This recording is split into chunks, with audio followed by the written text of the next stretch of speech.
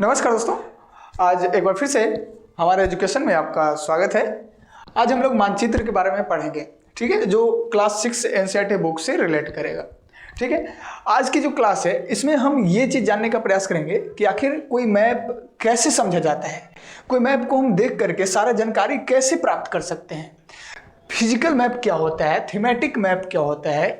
यानी कि हम यदि मैप को हम देख पाएँ, मैप को देख करके यदि समझ पाएँ, तो जैसे एक छोटा सा एग्जांपल आपको बताते हैं कि जैसे मान लेते हैं हम किसी एरिया में या फिर किसी अलग देश में चले गए और वहाँ पर हमको उसकी भाषा, उसके लैंग्वेज जो है समझ में नहीं आ रहा, तो हम मैप को देख करके आसानी से ये पता कर सकते हैं कि यहाँ पर क्या चीज़ें हैं। यहाँ मंदिर है, मस्जिद है, तालाब है, नदी है, या पर्वतीय इलाका है, या पठारी इलाका है, या रोड है, फिर कई सारी चीज़ें जो है हम पता कर सकते हैं मैप को देख करके। तो इसके लिए हमको ये पता करना होगा कि आखिर मैप देखते कैसे हैं, मानचित्र को समझते कैसे हैं। देखिए, मैप यदि आज का जो क्लास आपको बताएंगे ना, इससे एक चीज़ तो क्लियर हो जाएगा कि आप भी यदि चाहेंगे तो मैप बना सकते हैं। कैसे बनता है वो भी चीज़ आपको बताएंगे। जनरली ये एक बेसिक टॉपिक है, और यदि आप किसी कंपटीशन का तैयारी कर रहे हैं, चाहे वो कोई भी एग्जाम हो कंपटीशन का, यदि उसमें ज्योग्राफी के यानी भूगोल के क्वेश्चंस आते हैं तो मैप से भी क्वेश्चंस आपको देखने को मिलेगा। ठीक है, और मैप में बहुत सारा जानकारी होता है। देखिए, हमने पिछली क्लास में ये बात किया था कि ग्लोब को देख करके, ग्लोब क्या है, पृथ्वी का एक वास्तविक रूप है। ठीक है, छोटा है लेकिन वास्तविक रूप है। पृथ्वी को समझने के लिए हम लोग ग्लोब बनाते हैं छोटा सा। ठीक है, तो ग्लोब को देख करके हम ये पता कर सकते हैं कि कौन सा महादेश कहाँ है, कौन सा महाद्वीप कहाँ है, कौन सा देश कहाँ है, कौन सा महासागर कहाँ पर है। ये ग्लोब से आसानी से देखा जा सकता है। लेकिन यदि हमको और डिटेल चाहिए, जैसे कि हमको हमारे शहर का नक्शा चाहिए, हमको हमारे सड़क का नक्शा चाहिए, हमको हमारा रूम का नक्शा चाहिए, तो वो ग्लोब में तो नहीं देख सकते ना। उसके लिए हमको मैप की जरूरत पड़ेगा। ठीक है, उसके लिए हमको मानचित्र का जरूरत पड़ता है। क्लियर, जो 2 डायमेंशनल होता है। हालांकि देखिए, पूरे पृथ्वी को एक चपटा चीज पर, पेज पर उतार देना ये तो पॉसिबल नहीं है, संभव है, लेकिन हाँ लगभग हम वो सारा चीज कर पाते हैं और अपने को समझा पाते हैं कि भाई ऐसा है। समझा रहा बात। ये सारा चीज आज हम समझने की कोशिश करेंगे। तो क्लास को शुरू करें। देखिए, सबसे पहला जो हमारा टॉपिक रहेगा वो टॉपिक है, हालांकि देखिए यहाँ पर तो ये टॉपिक नहीं है अभी। सबसे पहले देखिए, मानचित्र होता क्या है। सबसे पहले तो उस चीज पर बात कर लेते हैं हम लोग। देखिए, मानचित्र होता क्या है। देखिए, मानचित्र को जनरली कहते क्या है हम लोग, मानचित्र। ठीक है, मानचित्र को जनरली अंग्रेजी में मैप कहते हैं। ठीक है, अब देखिए, मैप एक तो होता नहीं, बहुत सारे मैप होते हैं, तो इसलिए मैप्स लिख दिए हैं, सिंपल बात। ठीक, इसको और थोड़ा सा बड़ा कर ले क्या। देखिए, तो मैप्स आज का हमारा यह टॉपिक है। मानचित्र होता क्या है। मानचित्र वो चीज होता है जो नेचर में जो भी चीजें उपलब्ध है, नेचर छोड़िए ना, पृथ्वी पर जो भी चीजें है उसको हम 2 डायमेंशनल फिगर में अपनी पेज पर, एक सपाट चीज पर, चपटा हुआ चीज पर उसको एज इट इज उतार देते हैं। अब ये कैसे करते हैं, देखिए, जैसे मान लेते हैं हम किसी रोड का मैप बना रहे हैं, तो हम जनरली ऐसे बताएंगे, फिर यहाँ से इस डायरेक्शन में बनाएंगे। ठीक है, रोड ऐसे गया है, फिर यहाँ से बताएंगे कि रोड इस तरीके से गया है भाई। ठीक है, ऐसे, तो ये एक रोड का मैप बनाएंगे। ठीक है, अब यहाँ पर हम बताएंगे कि यहाँ से यहाँ का बीच का डिस्टेंस कितना है। ठीक है, मान लेते हैं 10 किलोमीटर है। ठीक है, इस तरीके से, फिर यहाँ से यहाँ का बीच का डिस्टेंस कितना है, यहाँ से यहाँ का बीच का डिस्टेंस कितना है, ये सारा चीज़ हम बताते हैं मैप में। मैप को देख करके हम कई सारी चीज़ें समझ सकते हैं। ठीक है, मानचित्र जनरली हमको ज़्यादा जो है ना इंफॉर्मेशन देता है। मानचित्र हमको बहुत ज़्यादा इंफॉर्मेशन देता है एक ग्लोब के अपेक्षा में। ग्लोब उतना इन्फॉर्मेशन नहीं दे पाता, लेकिन मैप हमको बहुत ज़्यादा इन्फॉर्मेशन दे देता है किसी खास एरिया पर, यदि मैप बनाया गया हो तो।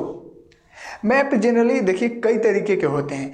एक तो भौतिक मानचित्र होता है जिसको फिजिकल मैप कहेंगे, यानी कि हम ये कह सकते हैं कि जो भी नेचर में उपलब्ध है, नेचर ने खुद जो प्रोवाइड किया है उस चीज़ के बारे में यदि हम बता रहे हैं तो वो फिजिकल मैप होता है। फिजिकल मैप, हालांकि नेचर में सारा चीज़ के बारे में तो नहीं कर सकते हैं। फिजिकल मैप में जनरली देखिए होता क्या है, पर्वत, पठार, मैदानी इलाका, जल, महासागर जो है, ये सारी चीज़ें जो दिखाया जाता है ना, वो होता है फिजिकल मैप में। और एक होता है पॉलिटिकल मैप, जिसको कहते हैं राजनीतिक मानचित्र। तो राजनीतिक मानचित्र क्या होता है, पॉलिटिकल मैप क्या होता है, इसमें क्या होता है ना कि हम किसी देश की सीमा को बताते हैं, उसका एरिया कितना दूर है, ठीक है। हम किसी देश का मैप बनाते हैं, उसमें राज्य का मैप बनाते हैं, कौन सा राज्य किससे कनेक्टेड है वो मैप बनाते हैं। हम पूरे दुनिया में हर देश के आपसी सीमा कैसे साझा हो रहे हैं वो सारे मैप बनाते हैं, वो पॉलिटिकल मैप होता है, ठीक है। एक और मैप होता है जिसको कहते हैं थीमेटिक मानचित्र, अंग्रेजी में भी थीमेटिक मैप होते हैं, ठीक है। थीमेटिक मैप क्या होता है, थीमेटिक मैप में होता यह है कि उसमें जैसे किसी खास चीज़ को हम दर्शाते हैं। जैसे मान लो कि इंडिया में पॉपुलेशन कितना है, ठीक है, या फिर पॉपुलेशन का रेशियो कितना है, सेक्स रेशियो कितना है, कितनी महिलाएं हैं, कितने पुरुष हैं, ये एक मैप के थ्रू हम दिखाते हैं, उसको कहते हैं थीमेटिक मानचित्र। या फिर किसी रोड का सिर्फ मैप बनाए, सिर्फ रोड के बारे में बताएंगे, अपने गांव का सड़क, अपने शहर का सड़क, कोई भी सिर्फ रोड के बारे में यदि मैप बना रहे हैं तो वो थीमेटिक मानचित्र होते हैं। यदि हम वर्षा का मानचित्र बनता है, रेनफॉल का, कि कितना दूर तक जो है ना, मतलब किस एरिया में कहाँ कितने सेंटीमीटर में, कितने मिलीमीटर में वर्षा होते हैं, तो वो मानचित्र यदि सिर्फ वर्षा के लिए हम बताते हैं तो वो होता है थीमेटिक मानचित्र। थीमेटिक मानचित्र में वो भी चीज़ें ऐड करेंगे, जैसे कि जंगल, कौन से एरिया में कितना जंगल है, कितना नष्ट हो चुका है, ये सारा यदि हम डिटेल बताएंगे मैप के थ्रू तो वो होता है थीमेटिक मानचित्र। समझ में आ गया थीमेटिक मानचित्र क्या होता है। चलिए, तो अब हम सारा मानचित्र को देखते हैं और देख करके सारा कुछ समझ लेते हैं, ठीक। देखिए, तो सबसे पहले हम आपको कुछ मैप दिखाने वाले हैं। ये देखिए, ये है फिजिकल मैप, इसको कहते हैं भौतिक मानचित्र, ठीक है। ये क्या है, फिजिकल मैप, ठीक है। और इसको हिंदी में कहेंगे भौतिक मानचित्र, ठीक है। भौतिक मानचित्र, फिजिकल मैप और भौतिक मानचित्र हो गया ना, ये हिंदी इंग्लिश दोनों शब्द जानना चाहिए, इसलिए बता देते हैं। देखिए, इसमें मैप में है क्या, अब ध्यान से देखिए, फिजिकल मैप में क्या क्या आपको दिखेगा। यहाँ पर देखिए, ये सीमा दिखा रहा है, ध्यान से देखिए, ये देख रहे हैं, ये सीमा, ये जो रेखा, जो लाइन बता रहा है, ये क्या है, नेपाल का है, ठीक है। यहाँ से आप देख सकते हैं, देखिए ये जो लाइन है ये नेपाल का लाइन है। यहाँ से देखिए ये ऐसे नेपाल वाला इलाका, यहाँ पर आप मान सकते हैं, देखिए इतना दूर में नेपाल है, ये दिखा रहा ना, पंजाब, हिमालय, नेपाल, हिमालय। अच्छा, ये तो हिमालय का मतलब बताया है। वैसे देखिए फिजिकल मैप में हालांकि नेपाल का तो वो एरिया तो दिखा ही रहा, खास करके आपको देखना क्या है फिजिकल मैप में कि पर्वत, पठार, मैदान, जल, ये सारी चीज़ें देखना होता है फिजिकल मैप में। वो हम पॉलिटिकल में और इसको क्लियर कर देंगे, ठीक है। वो पॉलिटिकल मैप का हिस्सा होता है। देखिए, आपको जितने भी ब्राउन कलर दिख रहे हैं ना, जितने भी भूरा कलर का दिख रहा है, ये सब क्या है, पर्वत को डिनोट कर रहा है। जितना भी ब्राउन कलर आपको दिख रहा है, ये सारा क्या है, पर्वत है। आपको बताते हैं इसमें कलर का भी नियम होता है। जैसे आपको यहाँ पर हम लिख देते हैं, देखिए जैसे मान लेते हैं भूरा कलर, भूरा रंग, ठीक है। भूरा रंग जो है ये दर्शाता है कि वो पर्वत है। क्या है, पर्वत। फिजिकल मैप में बता रहे हैं भूरा रंग अगर होगा, ब्राउन कलर होगा तो वो पर्वत को दिखाएगा, ठीक है। यदि पीला कलर होगा मैप में, यदि पीला कलर होगा तो उसको हम बताते हैं कि वो पठार है। क्या है, पठार है। देखिए आप यहाँ पर देख सकते हैं, ये सब पीला पीला नजर आ रहा है। ये वाला इलाका में आप देख सकते हैं, ये वाला इलाका में आप देख सकते हैं, ये सारा देख सकते हैं, ये इलाका जो है ये पीला जैसा नजर आ रहा है ना, तो ये सब देख रहे हैं, इधर दक्कन प्लेट्यू, ये सारा, और फिर ये सब पठारी इलाका है, ठीक है। पीला कलर जहाँ जहाँ नजर आ रहा है आप समझिए कि वो पठारी इलाका है। तो भारत में पठार भी अच्छे खासे हैं, पर्वत भी अच्छे खासे हैं। हिमालय का पर्वत का श्रेणी देखिए, ये हिमालय है, इस तरीके से पूरे भारत को कवर किए हुए ऊपर से, ठीक है। चलिए अगला चीज समझते हैं। पीला कलर होगा तो पठार दिखाना है, और हरा कलर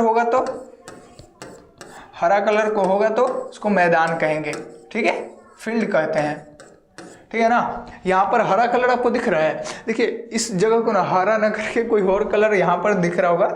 ये जो कलर है ना, अब ध्यान से देखिए, ये जो कलर है, ये वाला कलर, ये जनरली हरा कलर है, ठीक है ना भाई, ये जनरली हरा कलर है। और ये सारा जो हरा कलर आपको दिख रहा है ना, यही है मैदानी इलाका, सिर्फ इतना मैदानी इलाका है।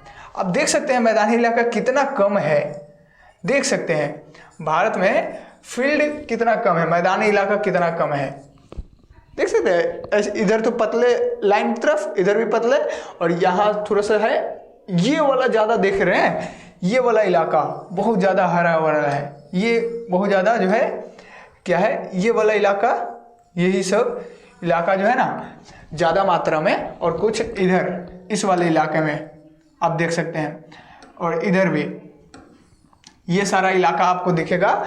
ये ग्रीन ग्रीन जितना भी अभी हम बनाए ना, अभी ये क्या है जानते हैं, मैदानी इलाका है, ठीक है। इसको फील्ड डिनोट करते हैं, हरा कलर को, ठीक है, ग्रीन कलर फील्ड को डिनोट करता है, मैदान को। ये कलर पर आप ध्यान दीजिएगा, ऐसे जब भी मैप आए तो कलर से आप पहचान सकते हैं कहाँ पर पठारी इलाका है, कहाँ पर मैदानी इलाका है, कहाँ पर पर्वतीय इलाका है। और जो नीला कलर यहाँ पर आपको दिख रहा होगा, ये सब नीला कलर जो आपको दिख रहा है ना, ये सब बंगाल की खाड़ी है, इधर देखिए, तो ये सारे जो नीला कलर है ना, ये है जल। तो यहाँ पर एक और लिखते हैं, नीला कलर किसको दिखाता है भाई, नीला कलर दिखाता है जल को, ठीक है, नीला कलर जल को दिखाता है, ब्लू, ठीक है, नीला, ठीक है, नीला कलर जल को दिखाता है। ये चीज समझ में आ गया। तो सारे कलर फिजिकल मैप में जनरली यही चीज होता है, ठीक है। मैप कैसे निर्माण होता है वो आपको हम बताएंगे, पहले इतना समझिए फिजिकल मैप इस तरीके के होते हैं। अब आते हैं पॉलिटिकल मैप की तरफ। देखिए ये है पॉलिटिकल मैप, इसमें आपको ये नजर आएगा कि मतलब जनरली बाउंड्री की बात आप समझिए। देखिए जैसे मान लेते हैं ये स्टेट है, ठीक है, ये राजस्थान स्टेट है, तो राजस्थान गुजरात से देखिए कनेक्टेड है, ठीक है, राजस्थान देखिए गुजरात से कनेक्टेड है, ठीक है, ये राजस्थान है, ये गुजरात है, यहां से कनेक्टेड है, तो ये एक लाइन। फिर देखिए यहां से ऐसे बंटवारा बनाया हुआ है, ये मध्य प्रदेश है, ये महाराष्ट्र है, फिर यहां देखिए ये छत्तीसगढ़ है। इस तरीके से ये पॉलिटिकल मैप में आपको राज्य का सारा मैप और बाउंड्री के साथ आपको यहां पर दिखाया गया है, ठीक है। ये पॉलिटिकल मैप में, राजनीतिक मानचित्र में। और यहां पर आप देख सकते हैं, ये देखिए ये इंडिया का बाउंड्री है, इंडिया का बाउंड्री, इंडिया इधर और इधर पाकिस्तान, ठीक है, इधर इंडिया इधर पाकिस्तान। इधर देखिए यहां से ये तो हो गया नेपाल, ये वाला इलाका नेपाल का है, और ये वाला इलाका चाइना का है। तो ये इसके इधर नेपाल और इसके इधर चाइना, और इसके इधर भारत है, और ये है नेपाल। समझ आ रहा बात। तो इस तरीके से है। आप यहां भी देख सकते हैं, ये है बांग्लादेश, देखिए ये वाला इलाका देख सकते हैं, ये बांग्लादेश है, और ये इधर इंडिया, इधर भी इंडिया, और ये बांग्लादेश बीच में। ये है म्यांमार, देख सकते हैं, ये म्यांमार का यहाँ पर देखिए ये बाउंड्री है, इधर इंडिया, ये म्यांमार। तो ये सारा चीज दिखाता है कि मतलब पॉलिटिकल मैप में पूरा मैप के थ्रू दिखाता है कि कौन सा किसका बाउंड्री कितना है। यहाँ देखिए ये अफगानिस्तान का इलाका है, तो इधर अफगानिस्तान इधर पाकिस्तान, ठीक है। मैप में आपको एक चीज और दिखाई देगा, वो हम आपको बताएंगे, वैसे पहले इतना समझ लीजिए। देखिए पॉलिटिकल मैप में कुछ चीजें और बताते हैं, जैसे कि आप यहां पर देख करके समझ सकते हैं। जैसे देखिए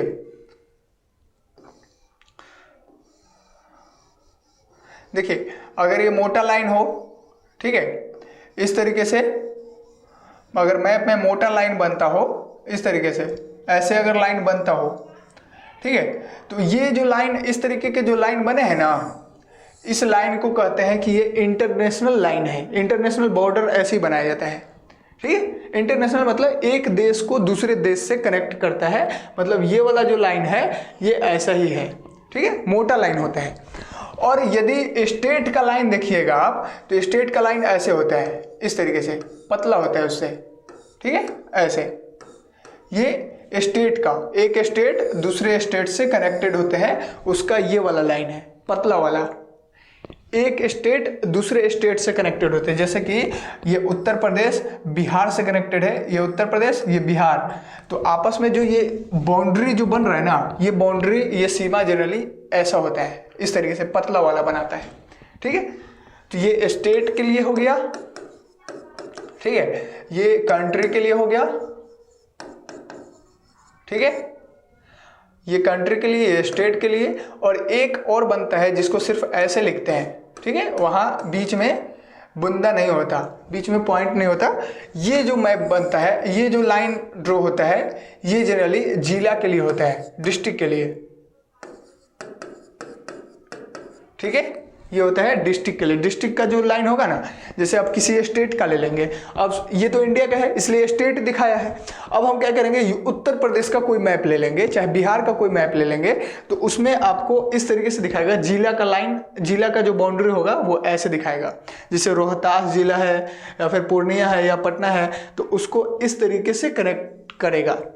ठीक है, तो आपको समझ आएगा। जब इंटरनेशनल बाउंड्री दिखाना होता है तो उसमें ये वाला लाइन थोड़ा मोटा होता है, जब स्टेट में बाउंड्री दिखाना हो तो ये वाला लाइन, और जब जिला में डिस्ट्रिक्ट लेवल पर अगर बाउंड्री दिखाना हो तो ये वाला लाइन होता है। समझ में आ गया बात? ये पॉलिटिकल मैप का कहानी है, ऐसे ही बनते हैं बस बाउंड्री। ठीक है, ये सिंबल है जनरली। चलिए, अब एक और मैप है जिसको कहते हैं थीमेटिक मानचित्र। क्या कहते हैं उसको? थीमेटिक मानचित्र। तो यहाँ पर देखिए, ये जो आपको दिख रहा है ना, ये मैप, ये सेक्स रेशियो का मैप है 2011 के हिसाब से। ठीक है, ये क्या है? ये सेक्स रेशियो का मैप है 2011 के हिसाब से। ठीक है ना भाई, इंडिया का सेक्स रेशियो कहने का मतलब कितने महिला हैं कितने पुरुष हैं, उस हिसाब से ये पूरा मैप बनाया हुआ है। अब देखिए, ये कलर किया हुआ है, तो इसका देखिए पैमाना यहाँ दिया है, स्केल यहाँ पर दिया हुआ है। ठीक है, पैमाना को अंग्रेजी में क्या कहते हैं? पैमाना, इसको अंग्रेजी में कहते हैं स्केल। ठीक है, स्केल, पैमाना। अब यहाँ पर पैमाना देखिए क्या है, पैमाना होता क्या है वो हम आपको बताएंगे, पहले इतना समझिए। देखिए, जैसे ये कलर आपको दिख रहा है ना, ये कलर, ये वाला कलर, तो यहाँ पर देखिए ये कलर यहाँ पर लिखा हुआ है 900 से 950, मतलब 900 से 950 के बीच में यहाँ पर सेक्स रेशियो है। ये कलर में आपको पता चल जाएगा। ठीक है, 900 और 950 के बीच में रहता है इस कलर के अंदर, ये वाला कलर। ठीक है, ये सबसे ज़्यादा यहाँ पर आपको दिखेगा। और जहाँ पर ज़्यादा डीपली ग्रीन है, जहाँ पर ज़्यादा डीपली ग्रीन है, ये देखिए ये वाला कलर है। ठीक है, ये एक मिनट, ये जहाँ पर ज़्यादा डीपली ग्रीन है वो तो ये है ही, थोड़ा सा कम डीप है, थोड़ा सा कम डीप है वो ये वाला है। ठीक है, ये वाला अब देख सकते हैं यहाँ भी है और इस इलाके में भी थोड़ा सा है। तो ऐसा जब आपको दिखेगा कलर तो आपको देख सकते हैं 950 से 1000 के बीच में सेक्स रेशियो है। 950 से लेकर के 1000 के बीच में यहाँ पर सेक्स रेशियो यहाँ पर दिखेगा। उससे भी ज़्यादा यदि डीपली आप देखिएगा तो यहाँ देखिए केरला के पास आपको यहाँ पर दिखेगा, बहुत ज़्यादा डीपली है। तो ये 1000 से एबव है, 1000 से ऊपर पार कर गया है, 1000 से ऊपर तक आपको यहाँ पर सेक्स रेशियो दिखेगा। सेक्स रेशियो कहने का मतलब यह है कि उसमें महिलाओं की संख्या कितनी है और पुरुष की संख्या कितने है, ये चीज़ ये बताता है। ठीक है, तो समझ में आ गया। और यहाँ पर आप देखिएगा इस कलर में, ये वाला कलर जो आपको यहाँ पर दिख रहा है, ठीक है, ये वाला कलर, तो इस कलर में आपको दिखाई देगा, जानते हैं क्या? इस कलर में 800 से 900 के बीच में यहाँ पर आपको देखने को मिलेगा। ये पूरा मैप जो है ना, जनरली यदि यहाँ पर दिख रहा हो, हाई क्वालिटी में कर लीजिएगा वीडियो को तो शायद दिखाई देगा। अगर नहीं दिख रहा हो तो गूगल पर सर्च करना है थीमेटिक मानचित्र और सेक्स रेशियो मैप, या फिर ऐसे सर्च कीजिए sex ratio map 2011 in India, तो ये मैप आपको दिखेगा। ठीक है, तो आप इससे अंदाजा लगा सकते हैं। यहाँ पर ये पूरा स्केल लिखा हुआ है। ठीक है, 1000 फीमेल पर कितने पुरुष हैं वो ये मैप में बताया गया है। 1000 फीमेल है, उस पर कितना पुरुष है वो बताया गया। देखिए भाई, 1000 फीमेल केरला में है तो उस पर पुरुष ज़्यादा है, 1000 से एबव। ठीक है, 1000 इसमें अगर महिला है तो इसमें पुरुष की संख्या कम है भाई, 900 से 950 के बीच में ही है। समझ सकते हैं? तो यही देखना है आपको। अच्छा हर यहाँ देखिए, यहाँ स्केल में लिखा हुआ है, क्या जानते हैं सर? देखिए फीमेल्स पर 1000 मेल्स, ठीक है। थोड़ा सा जो है ना दूसरा एंगल से बता दिए। यहाँ पर लिखा हुआ है, जानते हैं क्या? फीमेल्स जो है ना पर 1000 मेल्स, यानी कि 1000 आदमी पर कितना फीमेल है वो बता रहे हैं। हम थोड़ा उल्टा कर दिए, कोई दिक्कत नहीं उसमें, आप समझ लो भाई। देखो केरला में 1000 यदि पुरुष है तो उससे ज़्यादा महिलाएं हैं, ठीक है, ये चीज़ बताया है, एबव 1000। यहाँ पर आप देख सकते हैं आंध्र प्रदेश, कर्नाटका, तमिलनाडु, ये वाला जो एरिया है ना, या फिर छत्तीसगढ़, उड़ीसा, ये सब जो एरिया है इसमें आप देख सकते हैं, या फिर असम, मेघालय, मणिपुर और उत्तराखंड, हिमाचल प्रदेश, इस वाले इलाके में 1000 यदि पुरुष है तो महिलाओं की संख्या 950 से 1000 के बीच में है, ये बताया गया है, ठीक है। और बिहार, उत्तर प्रदेश, राजस्थान, गुजरात, ये मध्य प्रदेश, महाराष्ट्र, झारखंड, वेस्ट बंगाल, दिल्ली के साइड में, ये सारा एरिया में जानते हैं पुरुष यदि 1000 है तो महिलाओं की संख्या 900 से 950 के बीच में है। देख रहे हैं कितना कम हो रहा है, तो बहुत ज़्यादा दिक्कत है और ज़्यादा जनसंख्या इसी एरिया में बस रहा है, तो समझ ही सकते हैं। और इस एरिया में जम्मू कश्मीर और पंजाब और हरियाणा वाले एरिया में मेल्स यदि यानी पुरुष 1000 हैं तो महिलाओं की संख्या 800 से 900 के बीच में है। ये थीमेटिक मानचित्र है, इतना सारा इन्फॉर्मेशन है इसके अंदर भाई, और भी डीपली घुसेंगे ना, और भी डीपली यहाँ पर इन्फॉर्मेशन आपको देखने को मिलेगा, ठीक है। तो मानचित्र 3 तरीके के आपको अभी बताएं, फिजिकल मैप, पॉलिटिकल मैप और थीमेटिक मैप, ठीक है। सारा मैप साथ समझ में आ गया होगा, ठीक है भाई। कोई भी मैप बनाने के लिए 3 कंपोनेंट्स की बहुत जरूरत होता है, यानी मानचित्र बनाने के 3 घटक।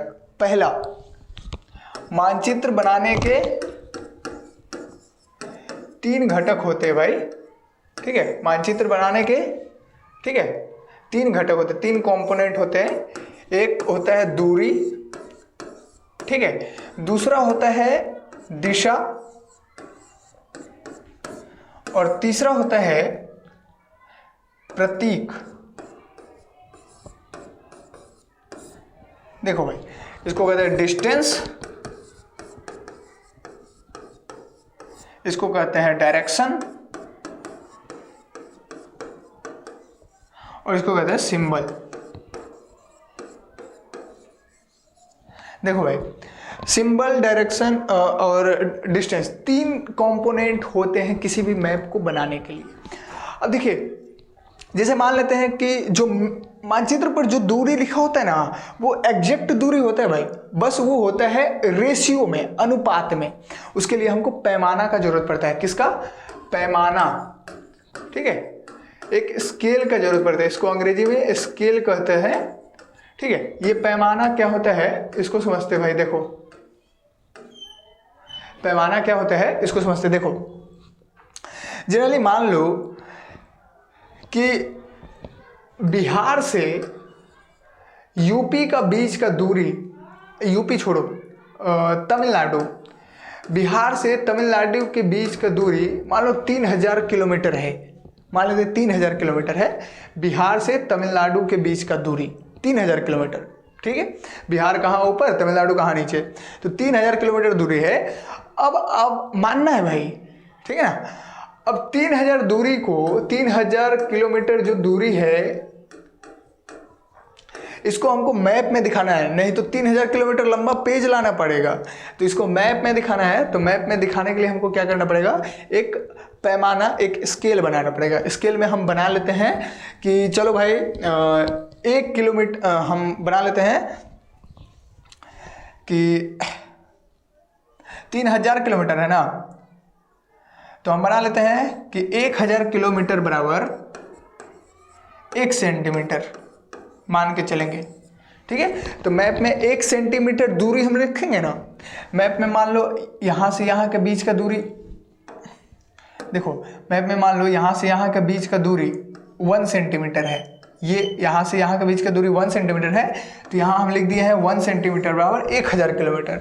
मतलब यहाँ से यहाँ का वास्तविक दूरी जो है वो 1000 किलोमीटर है, लेकिन मैप में हम दिखा दिए हैं कि 1 सेंटीमीटर में हो गया भाई।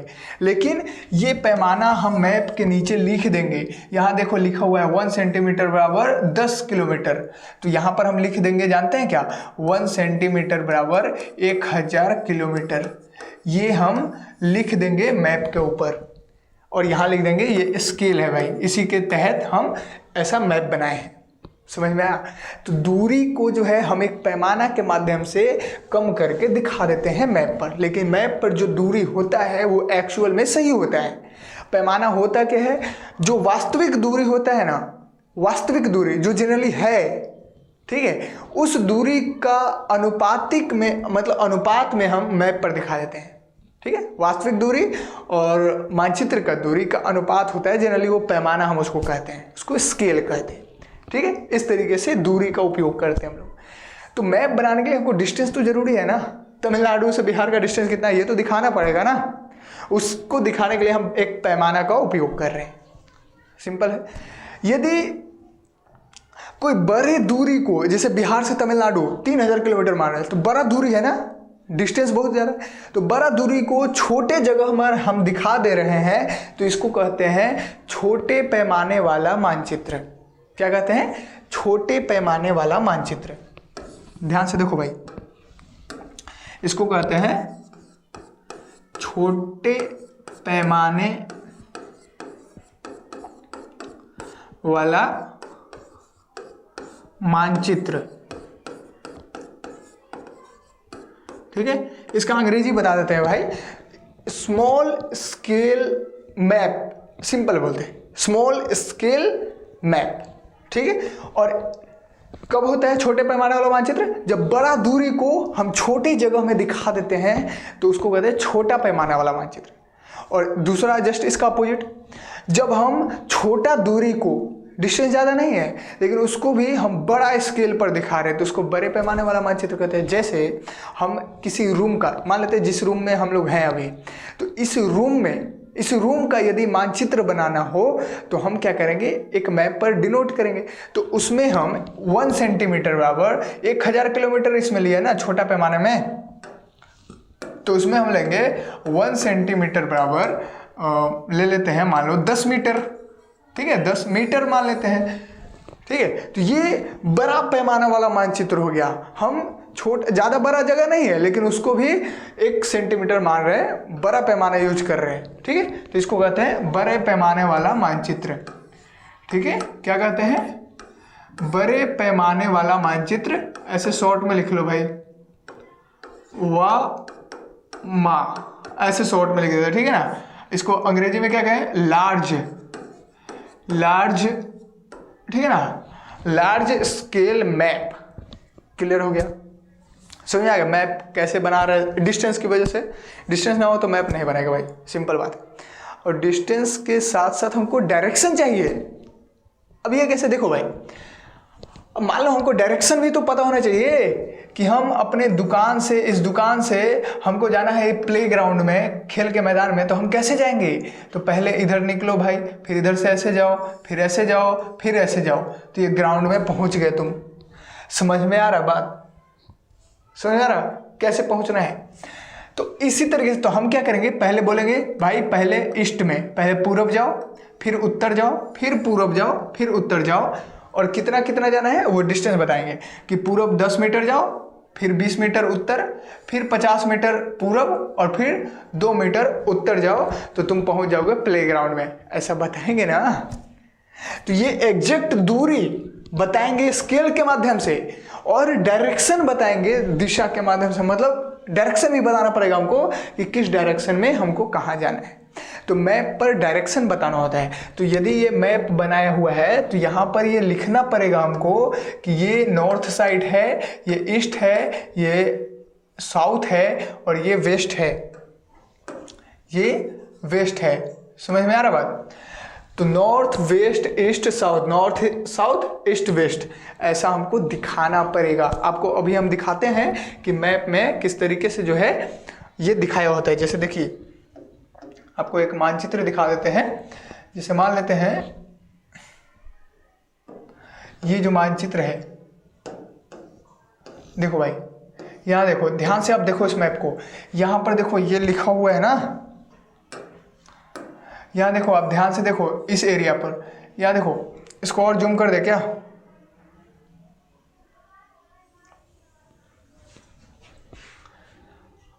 पता नहीं जूम करने से शायद फट जाएगा। देखो भाई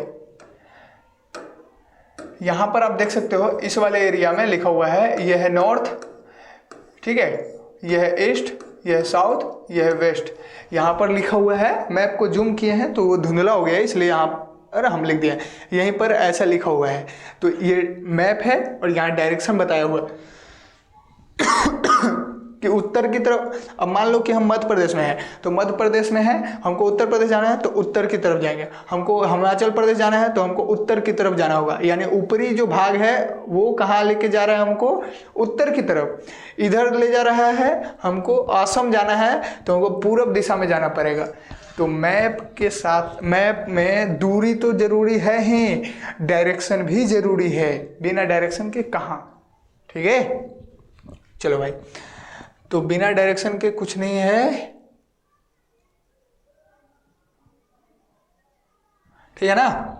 चलो, तो बिना डायरेक्शन के कुछ नहीं है। तो सबसे पहले तो आपको हम ये बता देते हैं कि देखो भाई, डिस्टेंस तो जरूरी था ही, दूसरा हमको जरूरी क्या पड़ गया, डायरेक्शन, ठीक है। और डायरेक्शन हम देखो यहाँ पर ये आपको डायरेक्शन दिख रहा है ना, ये मेन डायरेक्शन होता है भाई, डायरेक्शन का, ये इसको ध्यान में रखना। देखो ये उत्तर है, ये दक्षिण है, ये पूर्व है, ये पश्चिम है, ये उत्तर पश्चिम है, ये दक्षिण पश्चिम है, ये पूर्व पश्चिम, ये दक्षिण उत्तर है, सॉरी दक्षिण पूर्व है, और ये उत्तर पूर्व है। North east, south east, south west, north west, ये पूरा कन्फर्म है। अगर इतना डायरेक्शन आपको पता है ना, इतना किसी भी मैप पर ऐसे ही डायरेक्शन होता है सॉरी भाई, बोलते बोलते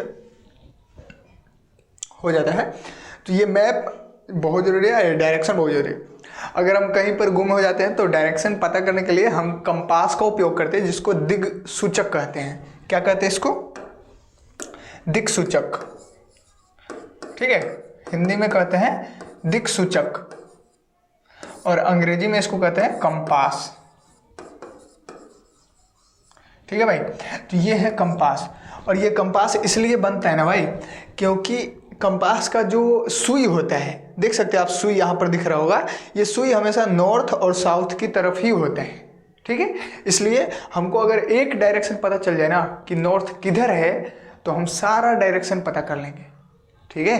क्योंकि नॉर्थ, मान लो उत्तर इधर है, तो हमारा मुंह अभी उत्तर की तरफ है, तो दाहिना हाथ पूर्व की तरफ, बायां हाथ पश्चिम की तरफ, ठीक है, बायां हाथ पश्चिम की तरफ, और जो हमारा बैक होगा वो उत्तर का जस्ट उल्टा दक्षिण होगा।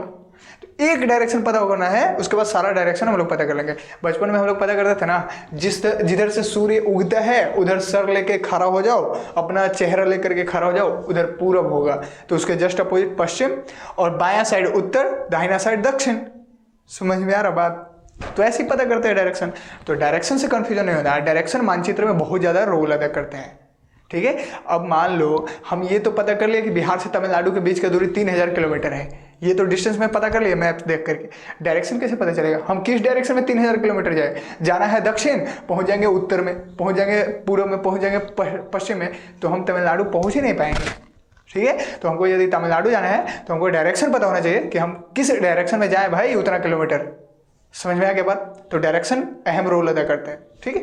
तीसरा जो चीज होता है, कंपोनेंट जो मानचित्र बनाने के लिए इंपॉर्टेंट होता है, वो होता है प्रतीक, सिंबल उसको कहते हैं। सिंबल क्या होता है भाई, देखो अगर मान लो कि हम इस रास्ते से जा रहे हैं, ठीक है, तो हमको पता होना चाहिए अभी आगे क्या होगा भाई, तो मैप देख करके पता कर लेंगे, अच्छा वहां पर एक मंदिर है, फिर आगे जाएंगे वहां एक रेलवे स्टेशन है भाई, फिर आगे जाएंगे वहां एक नहर है, वहां नदी है, यहाँ महासागर है, ये सारा चीज, वहां पोस्ट ऑफिस है, वहां बस्ती है, वहां कब्रिस्तान है, ये सारा चीज सिंबल होता है। अब ये सिंबल कैसे होता है, जैसे इन सारी चीजों को मैप पर दिखाना असंभव है ना, कितना बड़ा मैप लेके आएंगे कि उस पर एक बड़ा सा मंदिर बनाएंगे हम, समझ रहे हैं, कितना बड़ा मैप ले आए, कितना बड़ा मैप लेकर के आएंगे कि वहां पर एक रेलवे स्टेशन बनाए, पॉसिबल नहीं है ना।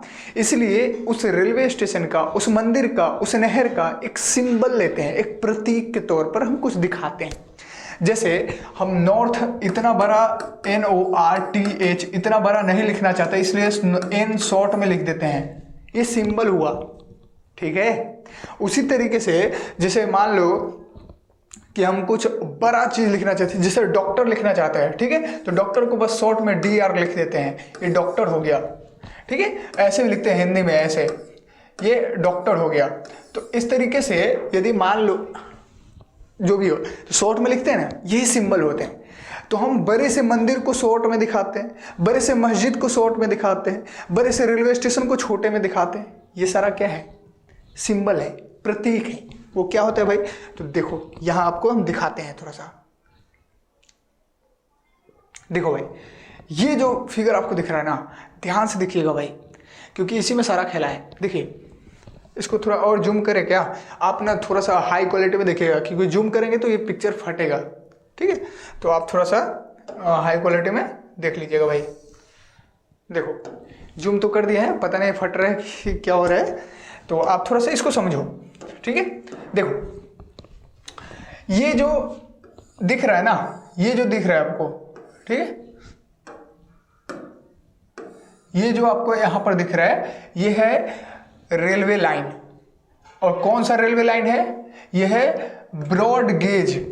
देखिए ये तीनों रेलवे से रिलेटेड है, ठीक है। तो ये है ब्रॉड गेज, इसको कहते हैं, क्या कहते हैं? Broad gauge. इसको कहते हैं मीटर गेज। ये है रेलवे स्टेशन, देखिए RS लिखा हुआ है ना, ऐसे करके RS लिखता है, तो इसको कहते हैं रेलवे स्टेशन है वहां पर। ये मैप में ऐसे लिखा होता है। ये देखिए, ये ऐसे अगर लिखो इस तरीके से, देखिए ध्यान से समझिए, अगर ऐसे सिर्फ ऐसे डायरेक्ट हो तो ये पक्का सड़क है, ठीक है, ये सड़क जो है पक्की सड़क है। और अगर ऐसे ऐसे है तो इसको कहते हैं कच्ची सड़क है भाई, ये रोड कच्चा है, यहां पर लिखा हुआ है भाई, ठीक है। तो ये इंटरनेशनल लैंग्वेज है भाई ये सब, ठीक है। दूसरा, ये पक्का सड़क है, ये कच्चा सड़क है। यहां देखिए ये इंटरनेशनल बाउंड्री जो अभी हमने बताया था, ये स्टेट का बाउंड्री, ये जिला का बाउंड्री है, ठीक है।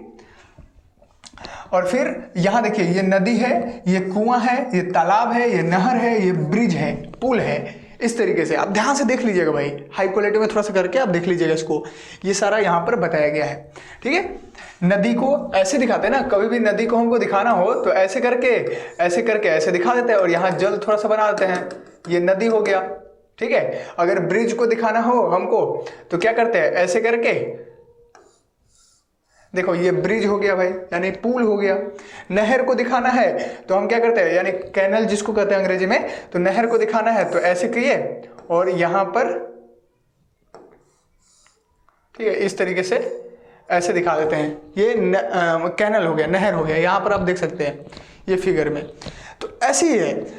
मंदिर को दिखाना है तो ऐसे, इस तरीके से मंदिर है, ये प्लस का साइन मतलब वो चर्च वाला, ये मस्जिद है, ये खत्री है जिसको छतरी कहते हैं, सॉरी, ये पोस्ट ऑफिस है, पोस्ट ऑफिस को PO लिखते हैं, ठीक है। PTO, PS को पुलिस स्टेशन। अब PTO क्या होता है? पोस्ट एंड टेलीग्राफ ऑफिस होता है। यहाँ देखिए ये बस्ती है, बस्ती को ऐसे दिखाते हैं, ये कब्रिस्तान है, ठीक है, कब्रिस्तान। और ये क्या है भाई? ये पेड़ पौधा दिखा रहा है, ये घास को दिखा रहा है, ये सारा सिंबल है भाई। मैप में अगर ऐसा सिंबल दिखाई दे रहा हो ना, तो आप आसानी से पता कर सकते हैं कि वहां पर क्या है, ठीक है। समझ में आ गया बात? तो मैप जनरली ऐसे ही बनाया जाता है, ठीक है। मैप के लिए हमको 3 चीजें जरूरत है, डिस्टेंस, और डिस्टेंस उसके लिए हमको पैमाना चाहिए भाई, स्केल, और दूसरा दिशा, डायरेक्शन, और तीसरा प्रतीक, सिंबल। और ये इन तीनों के उपयोग से हम एक मानचित्र, बेहतर मानचित्र बना सकते हैं, चाहे वो फिजिकल हो या फिर पॉलिटिकल हो या फिर थीमेटिक हो। क्लियर? चलो भाई, तो आप देख सकते हैं एक मैप का यहाँ पर उदाहरण आपको यहाँ पर दिखेगा।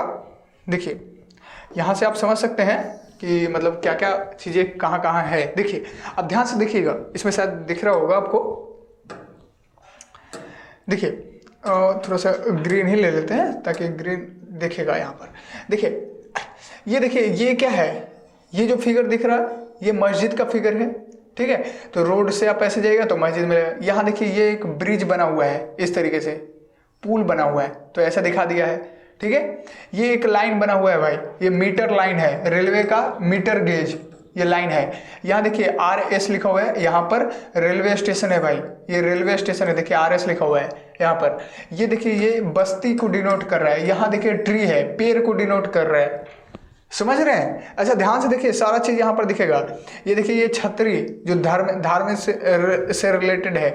यहाँ देखिए ये मंदिर दिख रहा है, यहाँ देखिए मंदिर में झंडा एक लगा हुआ है ना इस तरीके से, तो ये मंदिर है भाई, ठीक है। ये देखिए ये कब्रिस्तान है, ठीक है। कब्रिस्तान में कुछ नहीं होता, बस ऐसे करके ऐसे ऐसे अगर एरिया बना हुआ है ना तो इसको कब्रिस्तान कहते हैं, सिंबल है भाई कब्रिस्तान का, ठीक है। यहाँ देखिए PS लिखा हुआ है यानी पुलिस स्टेशन है भाई, ठीक है। यहाँ PTO लिखा है, पोस्ट एंड टेलीग्राफिक ऑफिस है भाई। यहाँ देखिए ये चर्च है, यहाँ देखिए प्लस का साइन आपको दिखेगा, ठीक है। तो ये सारा क्या है, और इधर देखिए ये एक नदी आपको दिखेगा, इधर यहाँ देखिए ये तालाब है, ठीक है। ये सारा चीज आपको बताएगा। अब मैप में देखिए क्या चीज दिखा हुआ है, ये देखिए नॉर्थ लिखा हुआ है, नॉर्थ N, एक डायरेक्शन पता चल गया, मतलब नॉर्थ ऊपर की तरफ यहाँ दिखा रहा है ना मैप में, तो एक डायरेक्शन पता चल गया, इसका मतलब अब हमको सारा डायरेक्शन पता हो गया, क्लियर, समझ गया। तो इसी तरीके से मैप का कहानी है, इसी तरीके से मैप को हम देख करके सारा चीज समझ पाएंगे, ठीक है। चलिए भाई, तो ये चीज भी हो गया, ये सारा चीज लगभग कवर हो ही गया है। अब हमको बस ये दो चीज समझना है, एक होता है रेखा चित्र और एक होता है खाका।